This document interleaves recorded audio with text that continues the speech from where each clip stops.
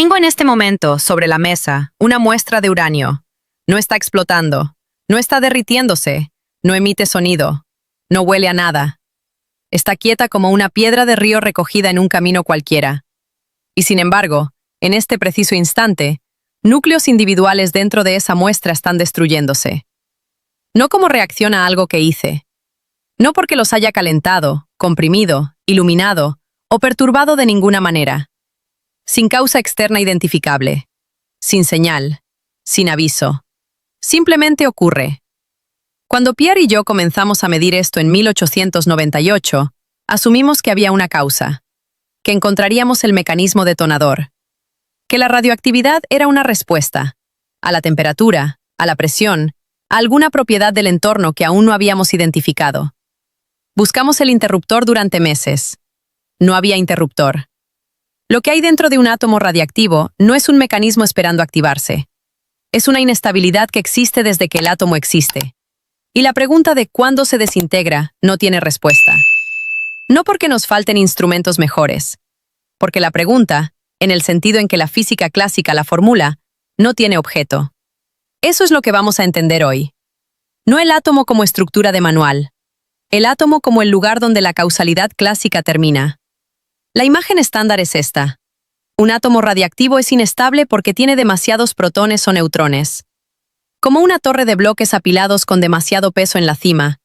En algún momento colapsa. La radioactividad es ese colapso. El átomo se deshace porque estructuralmente no puede sostenerse. Esa imagen funciona para un cartel de secundaria. También es incorrecta en el lugar que más importa. Una torre de bloques colapsa cuando la fuerza que la sostiene ya no puede compensar el peso. Hay un umbral. Hay un momento en que la física clásica dice, aquí, en este punto exacto, el sistema cede. Puedes calcularlo. Puedes predecirlo. Si conoces las fuerzas y la geometría, el colapso es determinista. Un núcleo radiactivo no tiene ese umbral. Puede existir durante 2000 millones de años y desintegrarse mañana. O puede desintegrarse en el próximo segundo. El núcleo no sabe cuándo le toca. Y no hay física clásica que lo determine. No porque nos falte información, sino porque esa determinación no existe como propiedad del sistema.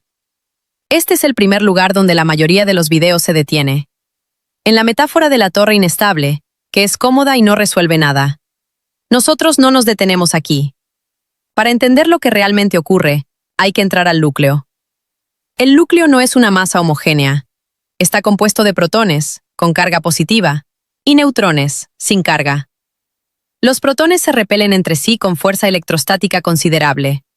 Cargas iguales se rechazan, y en un espacio tan pequeño como el núcleo atómico, esa repulsión es enorme. Lo que los mantiene juntos no es gravedad. Tampoco es electricidad. Es la fuerza nuclear fuerte.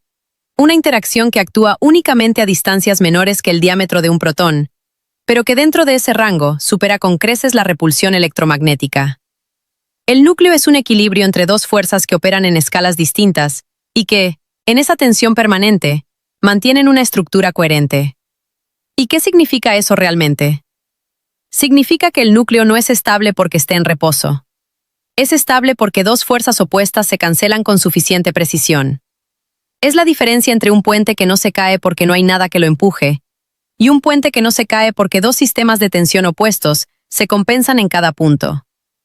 El segundo tipo de puente puede sostenerse durante siglos, y puede fallar de formas que el primero no puede.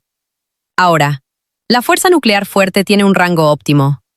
En núcleos pequeños, hidrógeno, helio, el equilibrio es robusto.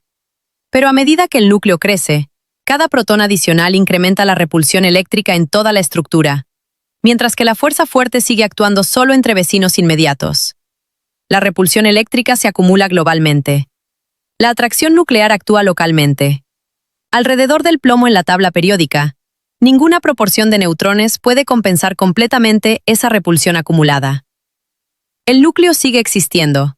Puede existir durante millones de años, pero en un estado de tensión permanente. No colapsa instantáneamente porque hay una barrera de energía real que separa el estado actual del estado desintegrado. Para que algo cambie, esa barrera tiene que cruzarse. Y aquí está el problema. Y eso no es una limitación de nuestros instrumentos. No es que los instrumentos sean demasiado toscos para detectar la causa real. Es una propiedad verificada del fenómeno, confirmada por décadas de experimentos, que si existiera una variable oculta determinista debajo de la probabilidad cuántica, deberían haberla detectado. No la han detectado. Los experimentos con desigualdades de Bell, realizados con distintas variantes desde los años 1970, indican de forma consistente que no existe tal variable oculta local. Lo que Pierre y yo medíamos en ese patio frío, con instrumentos que fabricamos nosotros mismos, porque no había presupuesto para mejores, era la primera evidencia experimental sólida de que la causalidad clásica tiene excepciones reales en la naturaleza. No filosóficas, no metafóricas, físicas.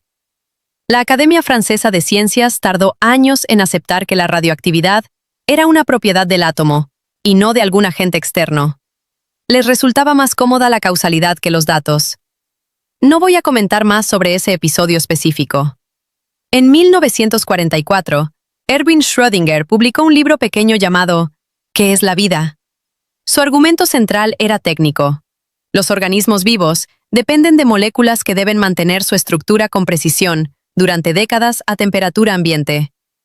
Eso es estadísticamente improbable si esas moléculas fueran susceptibles a las fluctuaciones térmicas aleatorias que la física estadística predice para objetos de ese tamaño. Su solución propuesta. El material genético debe tener una estructura cristalina aperiódica, ordenada para resistir el ruido térmico, compleja para almacenar información. Esa descripción, hecha por un físico cuántico en 1944, es considerada por algunos historiadores de la biología como una de las predicciones más precisas formuladas fuera de una disciplina. Watson y Crick publicaron la estructura del ADN 8 años después. Pero hay algo que Schrödinger también señaló en ese libro, y que se cita mucho menos. El efecto túnel cuántico ocurre en biología.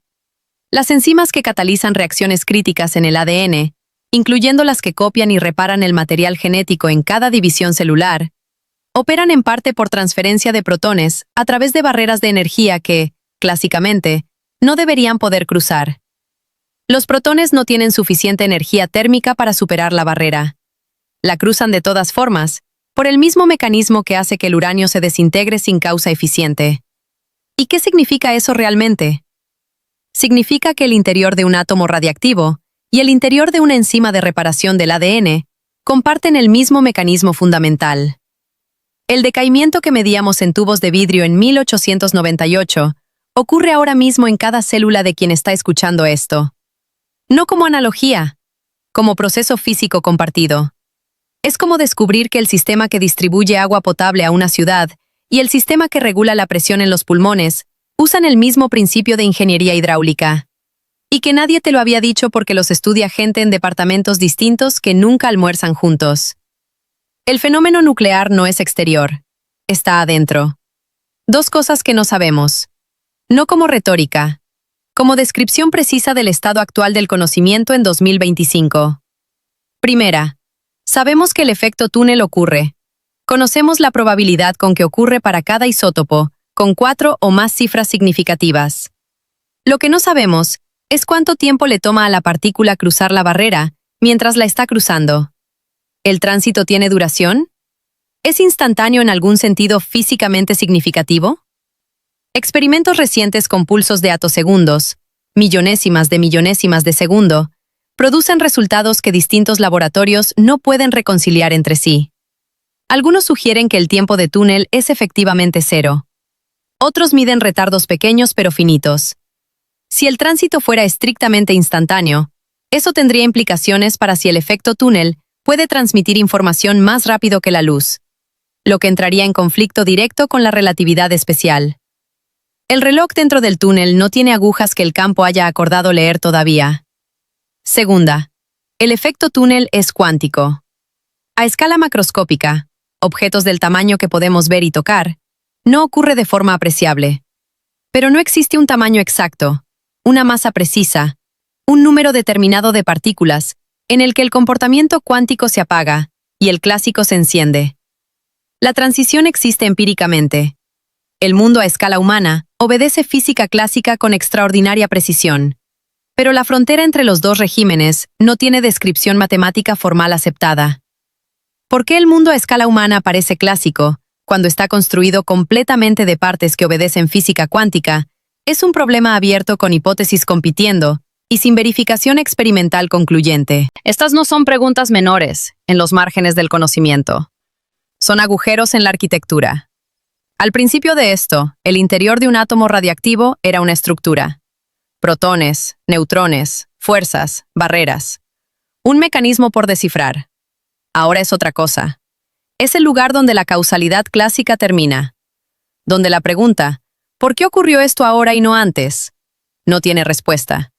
No porque nos falte información, sino porque la pregunta asume un tipo de determinismo que la naturaleza, a esa escala, no respeta. Lo que hay dentro de un átomo radiactivo es una partícula atrapada en una barrera que no puede cruzar, y que sin embargo, cruza. Sin historial, sin acumulación, sin señal. Con una probabilidad fija que se cumple en algún momento que ningún instrumento posible puede predecir.